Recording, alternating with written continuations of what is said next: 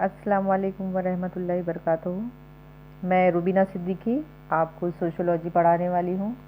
आज हमारा सोशोलॉजी का फर्स्ट चैप्टर स्टार्ट हो रहा है and this is your revision chapter. ये आपका रिवीजन हो रहा है। ऑलरेडी अपना सोशोलॉजी का चैप्टर, सोशोलॉजी का सिलेबस कंप्लीट हो चुका है। उससे रिलेटेड हमारा पूरे टॉपिक्स भी कंप्लीट हो चुके हैं। बट हमारे आगे की एग्ज़ाम की तैयारी के वजह से हम लोग ये इंट्रोडक्शन चैप्टर जो है फिर से ले रहे हैं, जिसमें फ़र्स्ट चैप्टर में आपको सोशोलॉजी का पढ़ाने वाली हूँ। लास्ट टाइम हमने ऑनलाइन लेक्चर्स लिए थे, जिसमें हम जूम पे क्लासेस ले रहे थे। वो टाइम पे बहुत सारे बच्चे एब्सेंट थे, तो इस वजह से मैं अभी वीडियो बनाना चाह रही हूँ कि वीडियो बना के आपके पास भेज दूँ। मेरा यूट्यूब पे चैनल है, तो जिसमें आप लोग चैनल पे जाके भी मेरे हिस्ट्री और सोशोलॉजी के लेक्चर्स देख सकते हो, जिसमें हमारे लेक्चर्स में अभी हम लोग देखेंगे कि इंट्रोडक्शन टू इंडियन सोसाइटी देखेंगे फर्स्ट चैप्टर में। अच्छा, मैं और एक बात बोलना भूल गई। मेरा जो यूट्यूब चैनल है वो रुबीना इश्तियाक सिद्दीकी के नाम से है, तो आप उसको फॉलो कर सकते हैं, उसको सब्सक्राइब कर सकते हैं, ताकि आपको नए नए लेक्चर्स सामने आए और उसको आप पढ़ सकें। तो ये 12th के बच्चों के लिए है, तो 12th के बच्चों ने ये चीज़ को फॉलो करना है। और जो भी लेक्चर्स अवेलेबल है सोशोलॉजी के और हिस्ट्री के, वो आप देखिए। तो चलिए हम फर्स्ट लेक्चर पढ़ना स्टार्ट करते हैं सोशोलॉजी का। Our first chapter is introduction of Indian society, जिसमें हम उसको 3 पार्ट में देखने वाले हैं। 1.1 एंशंट एंड मिडिवल इंडिया, जिसमें प्राचीन समाज के लोग और मध्ययुगीन समाज के लोग जो है वो दिखेंगे आपको। नेक्स्ट पार्ट में 1.2 कॉलोनियल पीरियड, जिसमें लोगों ने अपना कॉलोनीज़ बनाए थे भारत में। किस तरीके से बनाए थे, कहाँ बनाए थे, किस तरीके से वो बन गए थे, वो हम देखेंगे। और थर्ड पार्ट में देखेंगे हम पोस्ट इंडिपेंडेंट इंडिया, जो इंडिपेंडेंट के बाद का भारत कैसा था, हिंदुस्तान कैसा था, वो हम लोग देखेंगे। चलिए, पहले तो हम लोगों को सोशोलॉजी का इंट्रोडक्शन पढ़ना है। लास्ट ईयर में 11th में आपने तो पढ़ा है कि व्हाट इज़ सोशोलॉजी, सोशोलॉजी क्या होता है। Sociology is based on human behaviour, इंसान के बिहेवियर पे या उनका जो भी कामकाज होता है, समाज में कैसा रहना है, किस तरीके से रहना है, क्यों रहना है, क्या वजह से रहना है। तो ये सब चीज़ें हम लोग सोशल बिहेवियर में देखते हैं, और समाज में ये क्यों करना है ना। बहुत सारे लोग बच्चे सोचते होंगे कि आखिर सोशोलॉजी क्या है, सोसाइटी क्या है। सोशोलॉजी मतलब ये चीज़ होती है कि हम लोगों को समाज में किस तरीके से बिहेव करना है, किस तरीके से रहना है। एज ए सोशोलॉजी की स्टूडेंट आपको ये सीखना बहुत ज़रूरी है, और हम ये चीज़ों पे फोकस करेंगे, व्हाट, हाउ एंड व्हाई, कि क्या, कैसे और कहाँ। तो ये चीज़ें हम लोग देखेंगे ह्यूमन सोशल बिहेवियर में, अंडरस्टैंड करेंगे कि जिसमें बहुत सारी चीज़ें होती है सोशोलॉजी में, समाजियात में, जिसमें हमारा माजी होता है, और जिसमें आने वाला कल होता है, फ्यूचर भी होता है, और जो प्रेजेंट में चल रही है वो भी चीज़ें होती है।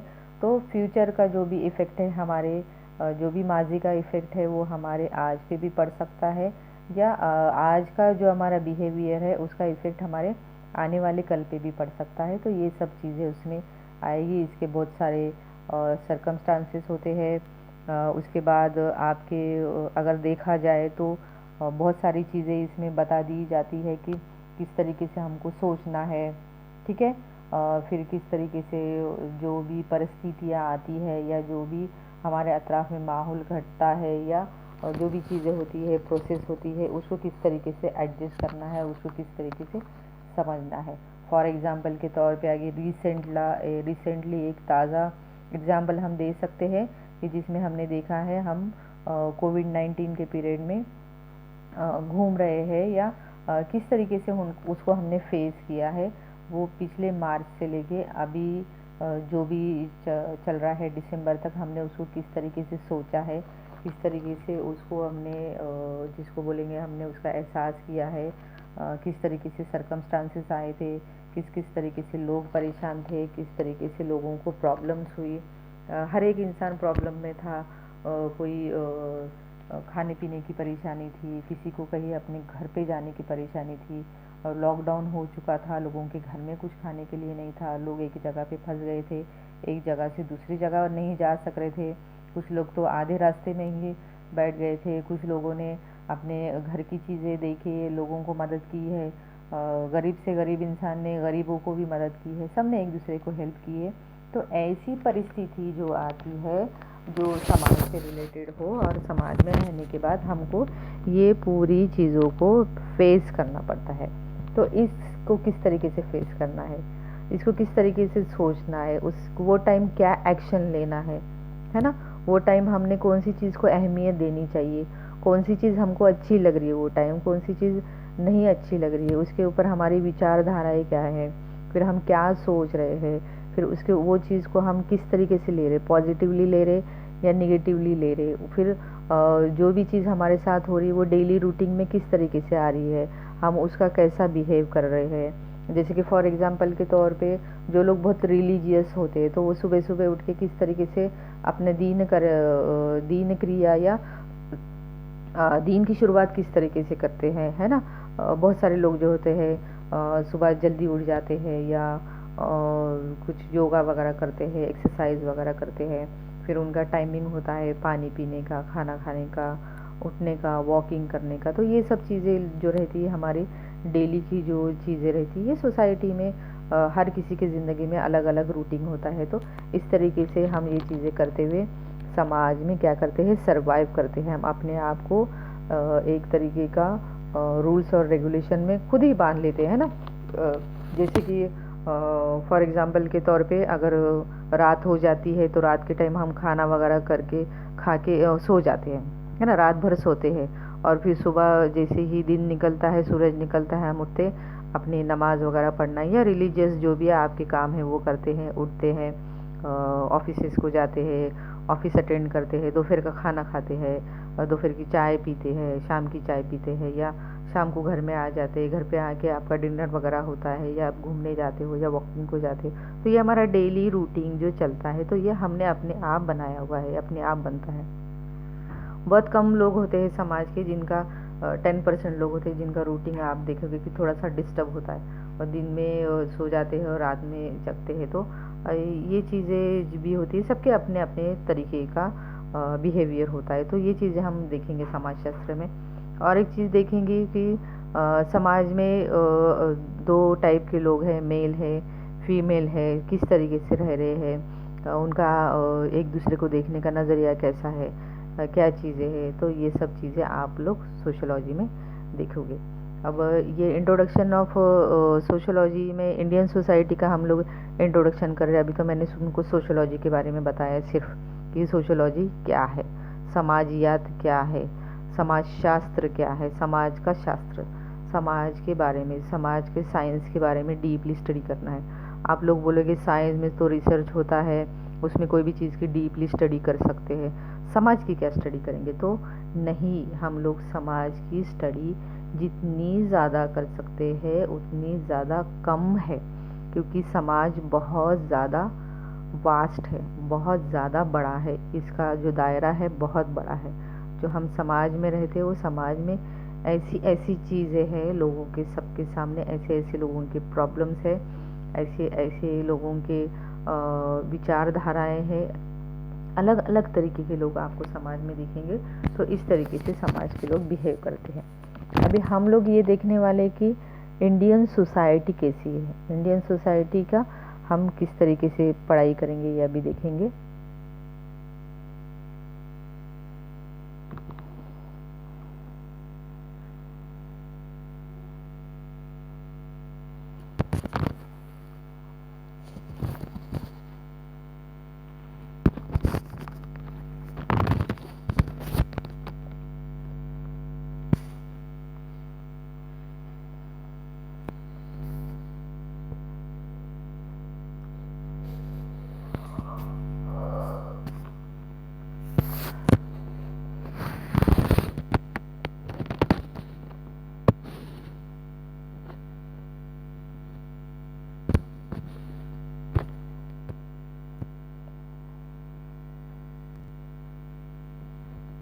चलिए अब देखेंगे कि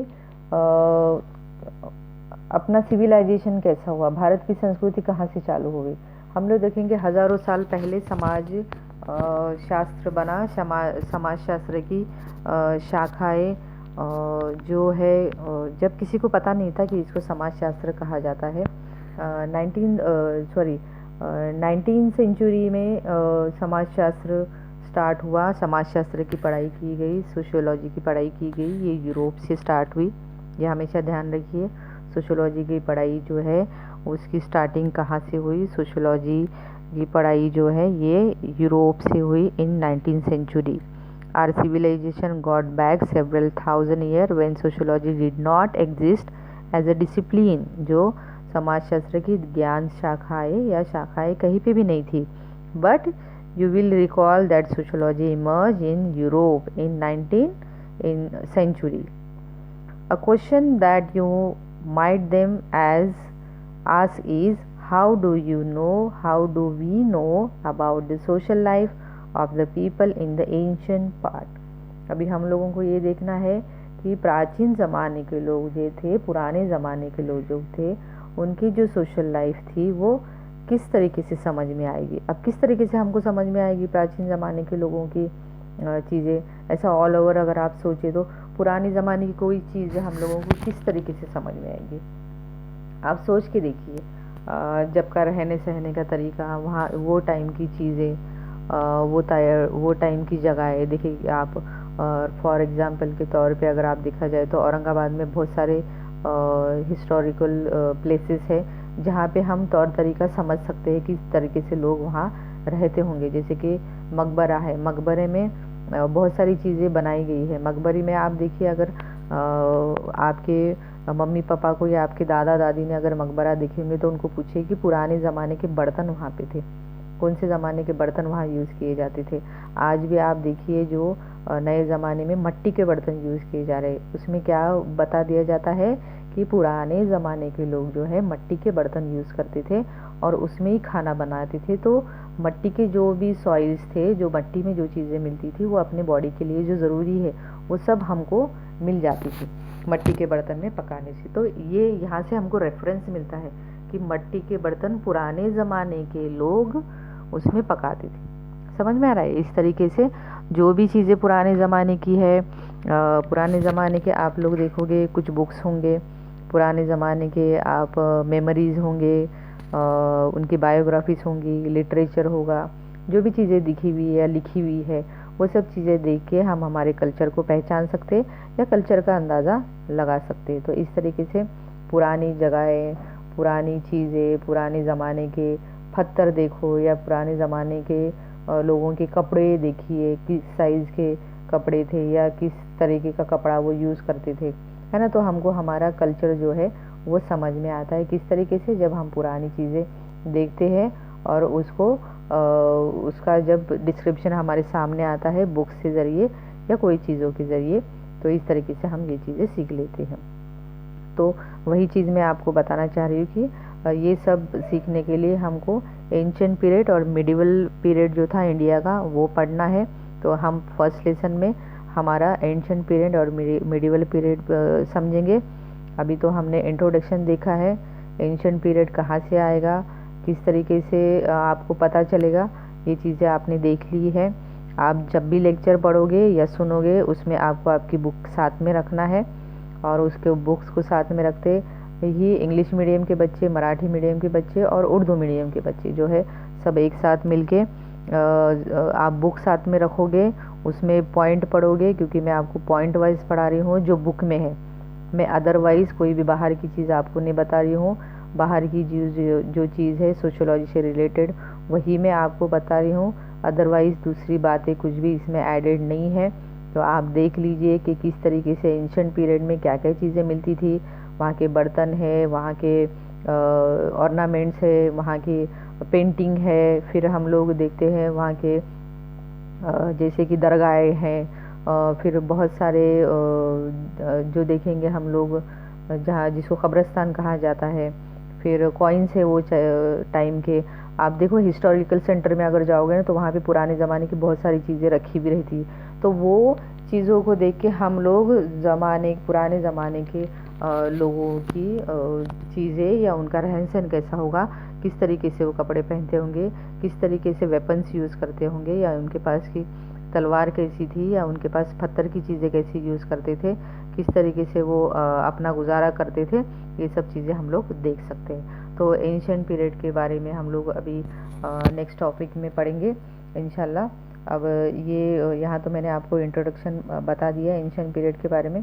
अब नेक्स्ट चैप्टर में हम एंशिएंट एंड मिडिवल इंडिया जो है वो पढ़ेंगे, और ज़्यादा से ज़्यादा मैं जनरल लैंग्वेज में ही बात करना पसंद करूँगी, क्योंकि ये लेक्चर सब बच्चे सुन रहे हैं अपने 12th की क्लास में।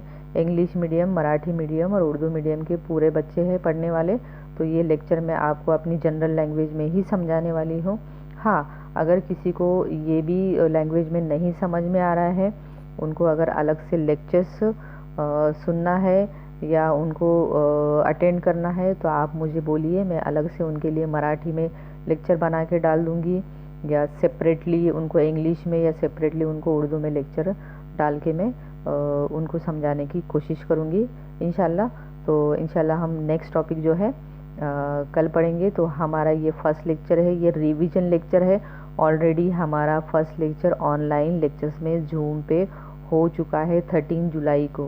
13 जुलाई को हमने भारतीय समाज का तारुफ सीखा है, जिसमें बच्चे ऑनलाइन क्लासेस में थे, और 13 जुलाई को हमारा ये ऑलरेडी हो चुका है।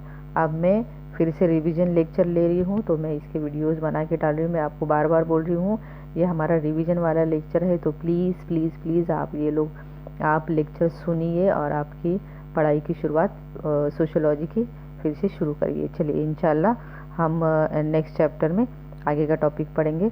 अस्सलाम वालेकुम वरहमतुल्लाहि बरकातुहू।